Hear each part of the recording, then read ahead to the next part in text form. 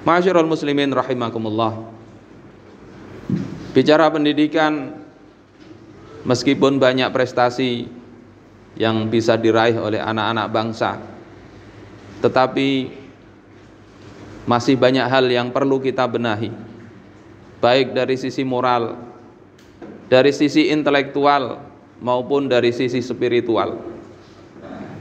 Dari sisi moral kita bisa lihat data bahwasanya sekitar 80.000 para pelajar kita ini terjerat oleh judi online, kerusakan perzinaan, hamil di luar nikah menghiasi berita-berita di setiap harinya. Dari sisi intelektual, menurut penelitian, rata-rata kecerdasan orang-orang bangsa Indonesia dari beberapa tahun 2009 sampai 2015 yang dirilis tahun 2019, kecerdasan rata-rata orang Indonesia IQ-nya itu di bawah normal, yakni sekitar 78. IQ normal adalah 100. Kemudian dari sisi spiritual, kita bisa melihat data bahwasanya 72% dari kaum muslimin dari penelitian itu dinyatakan tidak bisa membaca Al-Quran. Umat yang mayoritas besar di negeri ini, yang kita mengaji tidak ada yang menghalang-halangi, tetapi 72% tidak bisa membaca Al-Quran. Dan hanya 38% dari kaum muslimin itu yang secara rutin melakukan sholat 5 waktu. Berarti 60% lebih tidak sholat dari kaum muslimin saat ini. Ma'asyiral muslimin rahimakumullah. Pendidikan seperti apa yang kemudian melahirkan fenomena seperti ini? Ini patut kita cermati bersama. Kita bisa bandingkan dengan contoh teladan terbaik, yakni baginda Rasulullah sallallahu alaihi wasallam. Beliau diutus di masyarakat jahiliyah dan beliau tidak lama, hanya sekitar 23 tahun, tetapi beliau berhasil mengubah kehidupan masyarakat yang awalnya terbelakang, secara moral menjadi moral yang tinggi, akhlaknya tinggi, secara intelektual menguasai akhirnya peradaban dunia, dan juga pengaruh kehidupan mereka, hingga Michael Hart itu meletakkan beliau sebagai pendidik terbaik, orang paling berpengaruh nomor 1 di dalam kehidupan di dunia ini. Ma'asyiral muslimin rahimakumullah, di antara rahasia kecemerlangan beliau sallallahu alaihi wasallam adalah beliau menjalankan apa yang Allah perintahkan di dalam mendidik umat manusia. Dalam Sahih Muslim, Rasulullah sallallahu alaihi wasallam bersabda, Allah tidak mengutusku untuk mempersulit atau mencari-cari kesulitan, walakin ba'atsani mu'alliman muyassiran. Tetapi Allah subhanahu wa ta'ala mengutusku sebagai mu'allim, sebagai pendidik yang mengajar manusia, mendidik manusia, dan muyassiran, yakni mempermudah urusan mereka.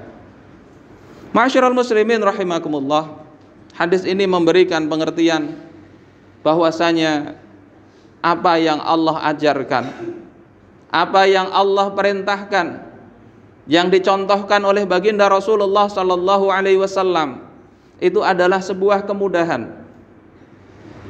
sesuatu yang akan menjadikan persoalan apapun menjadi mudah ketika kita lakukan, kita atur sesuai dengan apa yang digariskan oleh baginda Rasulullah sallallahu alaihi wasallam.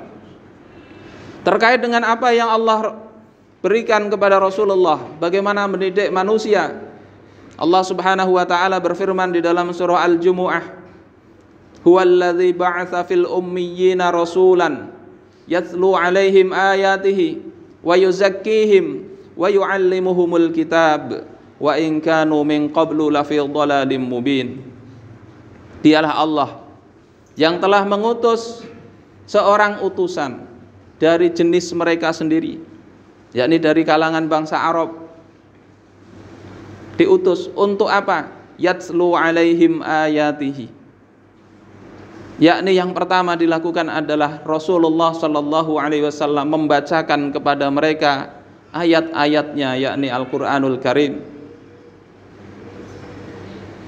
Para ahli tafsir mengatakan bahwasanya ketika umat itu tidak bisa membaca, umat yang ummi, umat yang buta huruf, maka di antara tugas pendidik adalah mengajarkan membaca. Yatlu alaihim ayatih, membacakan kepada mereka ayat-ayat Allah Subhanahu wa taala.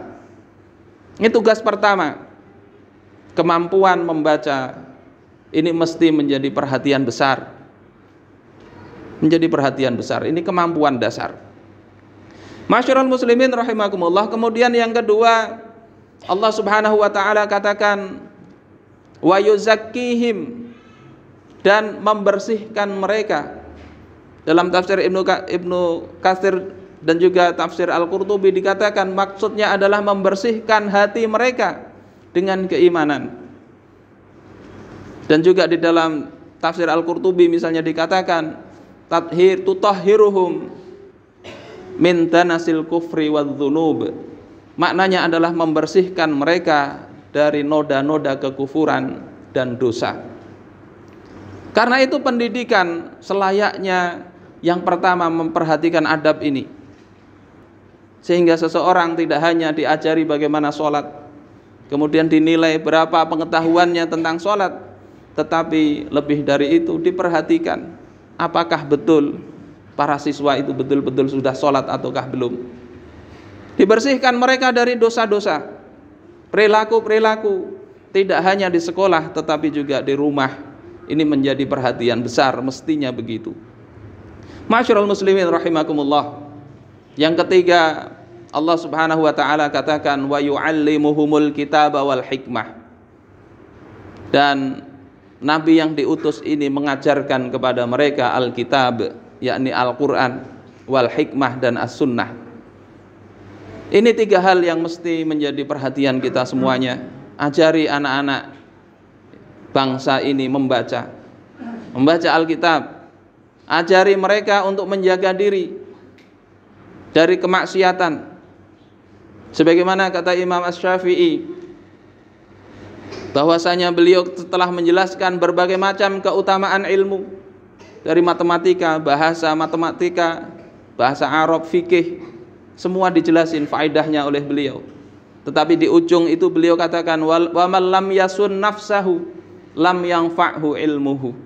Siapa yang tidak menjaga dirinya dari kemaksiatan, maka ilmu yang diajarkan, ilmu yang dia kuasai, ilmu yang dipelajari, yang jadi perhatian utama itu tidak akan memberikan manfaat kepada dirinya, bahkan bisa jadi membahayakan kehidupan. Masyarul muslimin rahimakumullah, mudah-mudahan Allah Subhanahu wa taala menjadikan kita mampu meneladani Rasulullah sallallahu alaihi wasallam, dan para pejabat yang berkuasa mempunyai perhatian besar terhadap bagaimana membangkitkan bangsa ini, membangkitkan umat ini dengan apa yang telah Rasulullah sallallahu alaihi wasallam contohkan. Tidak ada kemudahan kecuali kita mencontoh beliau di dalam mengatur kehidupan masyarakat ini.